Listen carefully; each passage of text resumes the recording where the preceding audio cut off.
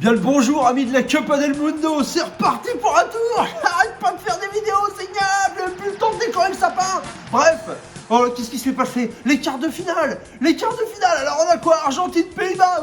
Argentine-Pays-Bas, ça c'était du gros match, ça fait plaisir comme je l'avais dit. Et ben c'était un très très gros match.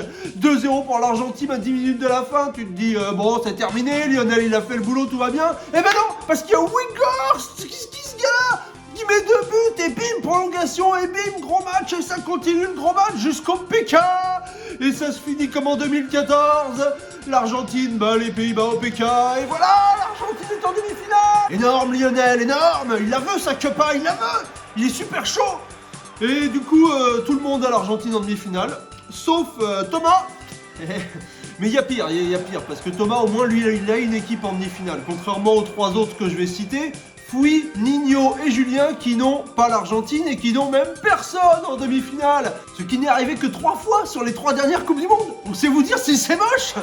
Bon, bref, ça sent très très mauvais pour ces 3-là du coup. Je préfère le préciser tout de suite. Donc on avait quoi d'autre? La Croatie contre le Brésil. Ah, le Brésil! C'est terminé pour le Brésil. C'est terminé pour le Brésil et pour les 7 qui les avaient mis champions du monde. Tant pis pour vous, tant pis pour Neymar, il peut pleurer, voilà c'est ça. Ils se sont pris la spéciale croate. Mais qu'est-ce qui se passe? Ils vont nous refaire le même coup qu'en 2018. C'est pas possible. Il y a un bug dans la matrice, ça recommence comme avant. Mais en plus ils ont un gardien phénoménal. Mais qu'est-ce que c'est que ce gardien? Il arrête tous les PK, il arrête tout, il est énorme pendant le match, il arrête tout le temps. Il a été noté 10 dans l'équipe, phénoménal.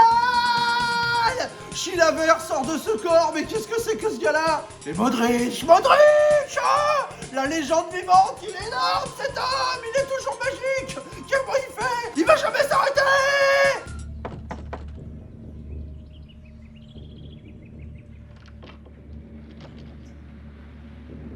Neymar Junior.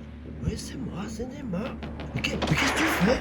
C'est quoi? Tu veux faire la fête? Mais s'il n'y a pas Paris, je te montrerai. Mais t'es grand malade. Tant pis pour toi. Neymar il fait roulade, tu vas prendre. Bon, à chaque Coupe du Monde, on a un pronostic en solo en demi-finale. En 2014, c'était que là avec la Néerlande. En 2018, c'était encore que là avec la Croatie. Et en 2022, c'est encore la Croatie, mais c'est plus que là. C'est Dylan, il a pensé à la Croatie. Dylan le Croate. Bravo à lui. Il fallait y penser, à se dire que les Croates allaient nous la refaire comme avant. Donc il prend 10 points. Bravo. Donc sinon, on a le Maroc qui bat le Portugal. C'est phénoménal. Qu'est-ce que c'est ça? Ah, j'y crois plus.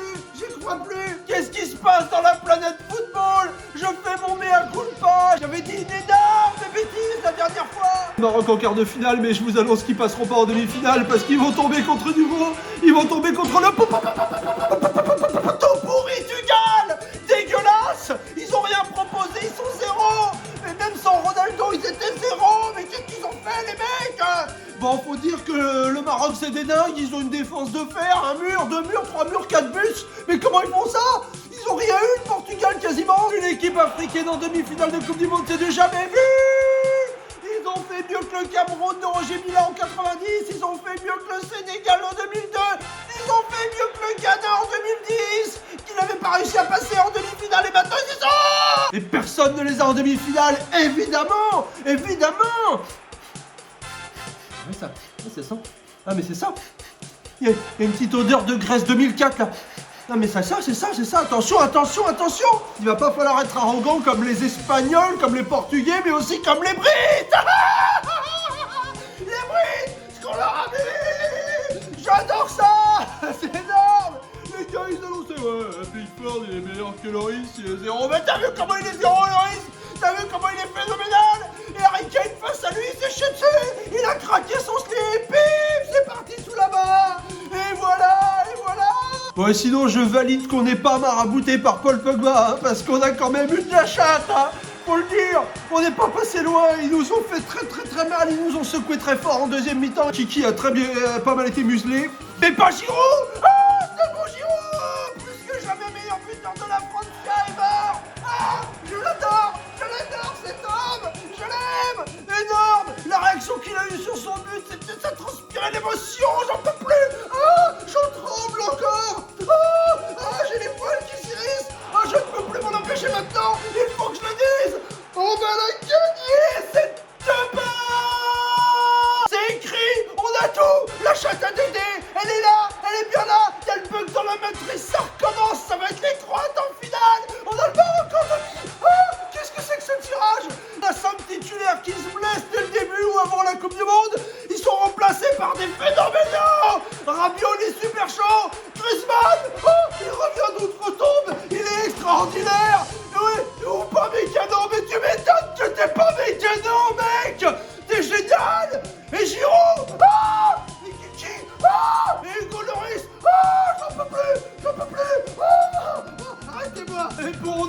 sûr. Et on est une grosse moitié à les avoir en demi-finale parce que vous êtes des bons Français. Je le sais, moi aussi je les ai mis. Ah non, je suis dégueulasse, je les ai pas mis, j'avais mis les brutes. Ah, je m'excuse, la Francia, je ne ferai plus jamais ça. Je vous mettrai champion du monde à tous les coups maintenant, c'est tout. Donc au classement, qu'est-ce qu'on peut dire? Bah Dylan premier grâce à sa Croatie, bravo à lui, voilà, il est content. Il a 6 points d'avance sur Arturo qui est deuxième. Et on a Don Cédric, Paul et Fred qui sont toujours à l'affût, ainsi que quelques autres.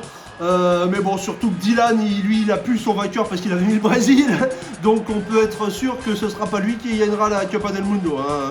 À moins que le Maroc ou la Croatie aille jusqu'au bout. Et tout au fond, bah, on a Foui, suivi de Steph Z5, Kela et Julien.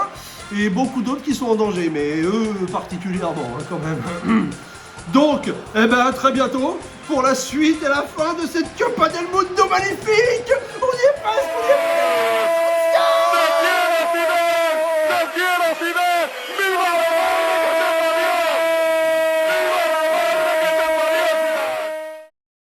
Let me show you.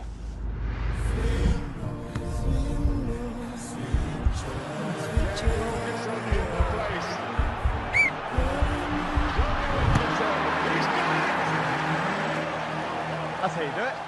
You just put it over by a mile. Yeah, that's how I won a World Cup though with England. Okay. Yes. Yes. Harry, much better. That's the one. Sure. Yeah, it's good.